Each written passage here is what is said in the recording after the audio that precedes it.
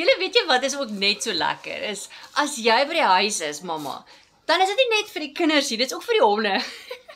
Hierso is ek nou lekker op vakansie nog en my honde geniet dit by die huis. Hulle is gewoonlik al buite en kyk hier op die plaas is ons maar skrikkerig vir die slange.